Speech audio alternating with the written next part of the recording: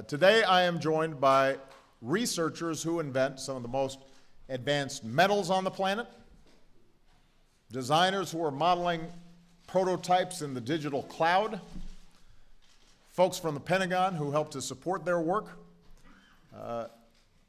Basically, I'm here to announce that we're building Iron Man.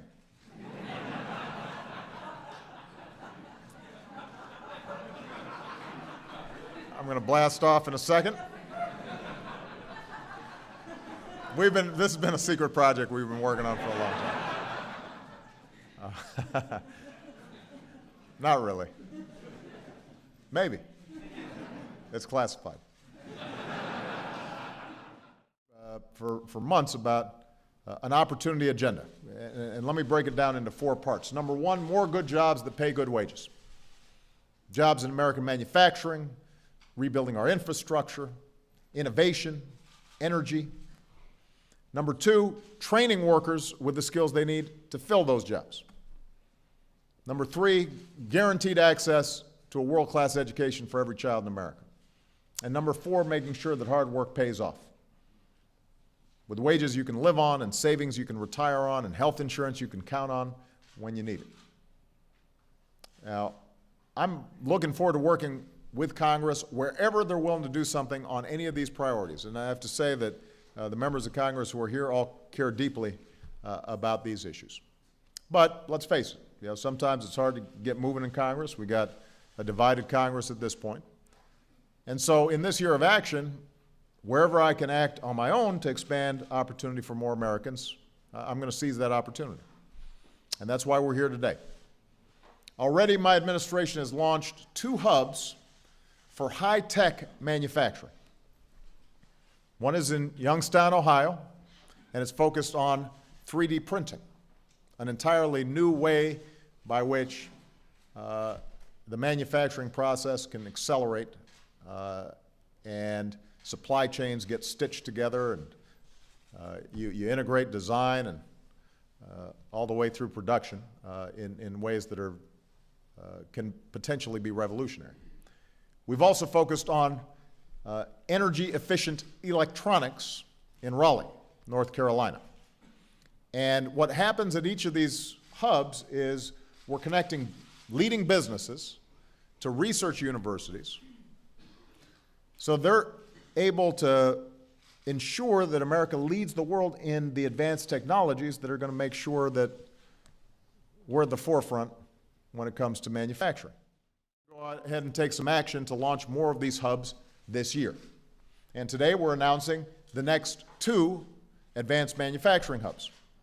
One is in the Detroit area, and the other is in Chicago, Illinois.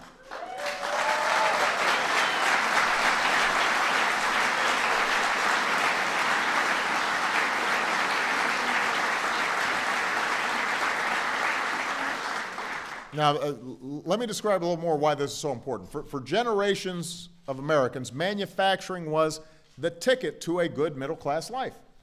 We made stuff. And the stuff we made, like steel and cars and planes, made us the economic leader of the world. And the work was hard, but the jobs were good. And if you got on an assembly plant in Detroit or in a steel plant in Youngstown, you could buy a home. You could raise kids.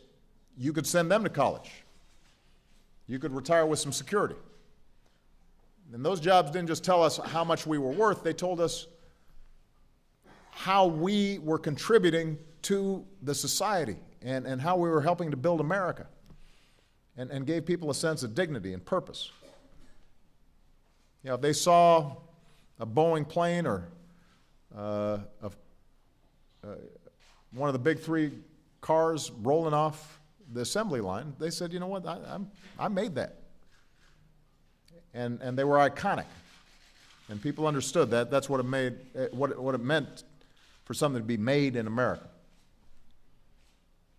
Now, advances in technology have allowed manufacturers to do more with less.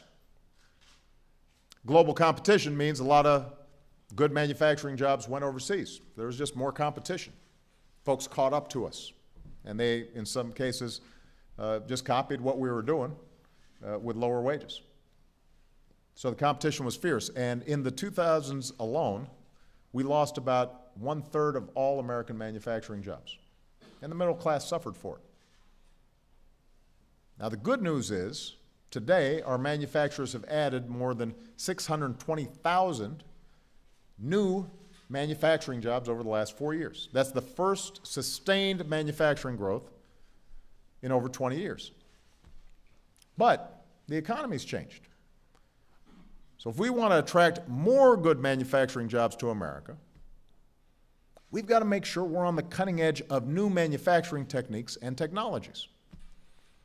And I just have to emphasize here that, because you'll hear some people say, well, you know, why are manufacturing jobs so special? And, you know, this is a service economy. And nobody believes that we're going to duplicate all the manufacturing jobs that existed back in the 40s and the 50s just because the economy's changed. You go into an auto plant now, it's different than it was. Fewer people can make more cars. But keep in mind that when we have manufacturing in this country, what ends up happening is that, first of all, there are a whole lot of suppliers to those manufacturers. So that one plant may be deceptive. It doesn't tell you all the companies all across the country that are working on behalf of those manufacturers, the services that are provided to those manufacturers, the advertising that's connected to it, and the architects and the designers and the software engineers.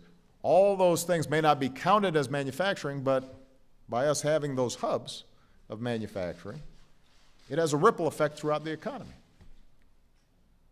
So we've got to focus on advanced manufacturing to keep that manufacturing here in the United States.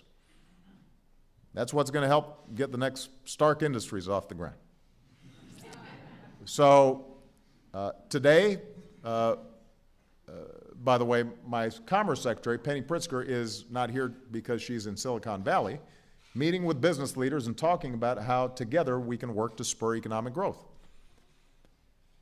The point is, I don't want the next big job-creating discovery to come from Germany or China or Japan. I want it to be made here in America. And this is one last point I'm going to make about this. Typically, a lot of research and development wants to be co-located with where manufacturing is taking place. Because if you design something, you want to see how's it working and how's it getting made, and then tinker with it and fix it and try something different. So if all the manufacturing somewhere else, the lead we've got in terms of design and research and development, we'll lose that too. That'll start locating overseas. And we will have lost what is the single most important thing about American economy, and that is innovation. So that's what all these hubs are about. They're partnerships that bring together companies and universities to develop cutting-edge technology, train workers to use that technology, and then make sure that the research is translated into real-world products made by American workers.